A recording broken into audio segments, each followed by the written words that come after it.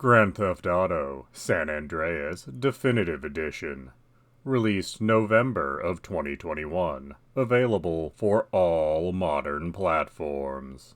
Retailing for $59.99 in the Grand Theft Auto The Trilogy Definitive Edition. This is of course a remake of Grand Theft Auto San Andreas, which was originally released in October of 2004, and this by far has the fewest changes of any of the definitive editions, as San Andreas has been re-released and tweaked a number of times over the years, meaning that it's mostly the graphical changes that stand out in this version. But, moving on, this is the story of Carl Johnson, who will be referred to as CJ throughout most of this game. CJ begins the game coming back to Los Santos. He left a number of years earlier after the death of his brother Brian.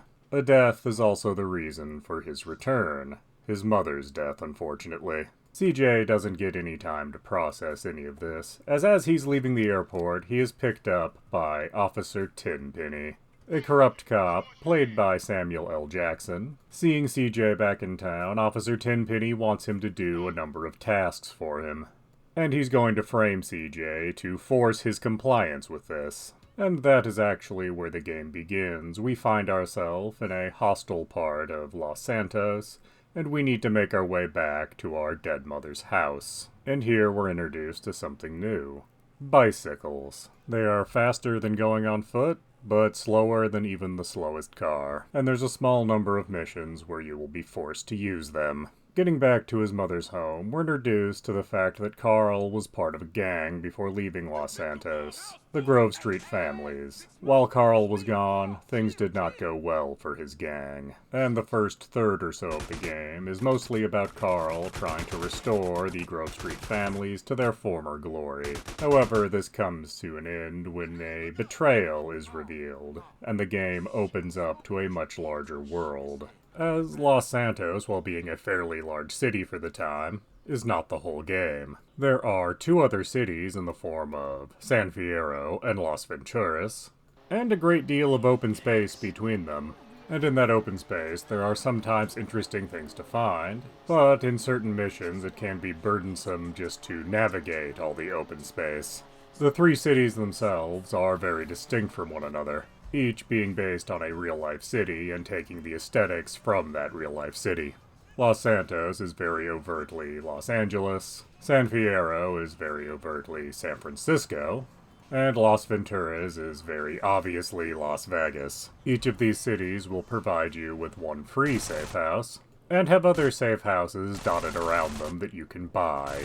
Each of the cities also has its own collectible, which once completed will provide you with weapons at your free safe house. And that's a big change, as you need to find all 100 tags in Los Santos before you get your safe house weapons. You don't get them trickled to you every 10 collectibles as in previous games. Another big change is the fact that you can alter CJ's appearance. You can go to clothing stores and buy pants, shoes, shirts, etc., all of which will be waiting for you at all of your safe houses if you ever want to change up your style. In addition to that, you can also get different hairstyles and tattoos. You also have the option to change Carl's physique. But the changes to Carl's physique are not just superficial. If you go to one of the restaurants around town and way overeat, Carl will gain weight. Gaining weight will make him move slower, and make it so it's hard for him to pull himself onto ledges, and sometimes even have different dialogues with characters. On the other hand, you can go to one of the in-game gyms and get Carl a muscular physique. That will actually increase the damage he does with melee weapons, and again will sometimes trigger different interactions with characters. This is an interesting but flawed mechanic for changing CJ's appearance, as once you get him fully muscular, you can just stop going to the gym. You don't need to do anything to maintain his musculature. It's also odd that lifting weights only affects his musculature, as CJ has a number of stats that change over the course of the game. Max health, stamina, lung capacity, etc. Working out with weights at the gym only seems to affect his muscles. It never seems to increase his stamina as far as I can tell. But sprinting after people on foot does increase your stamina, albeit very slowly over the course of the game. Much like in Vice City, there are businesses you can buy, and after you've done missions for them, they will start producing money for you. This time around, however, the businesses don't cap at 1 day's worth of profit, so you don't need to constantly be going around to collect. You could go every couple of in-game days and get larger amounts of money from them. San Andreas introduces a lot of new mechanics to the Grand Theft Auto series. Some of them are very core to the gameplay experience, like taking territory for your gang. Others are introduced in a mission, and you're told you can do them outside of that mission, but there's nothing forcing you to, so you're likely to just forget they're an option. You can, for example, modify cars, which can be useful if you're interested in doing the game's races.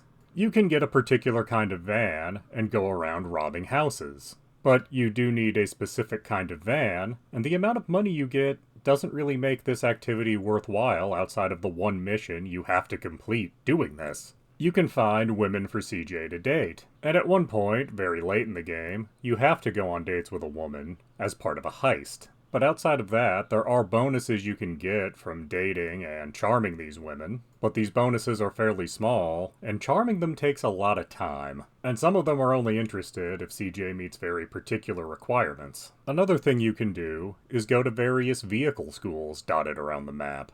To progress the story, you are required to go to flight school. But there's ones for other kinds of vehicles you can go to, and doing well enough in these schools will provide you with some bonuses. But those optional schools are fairly difficult, and it may not be worth the effort to unlock those bonuses, as your skills with bikes and cars will simply increase from driving around the map, and doing these schools will just have some unique vehicles spawn outside the schools, which hardly seems worth it for the amount of effort they take. But I don't mean to be too harsh on any of these mechanics, as I said, interacting with most of them is wholly optional after the initial mission where you have to.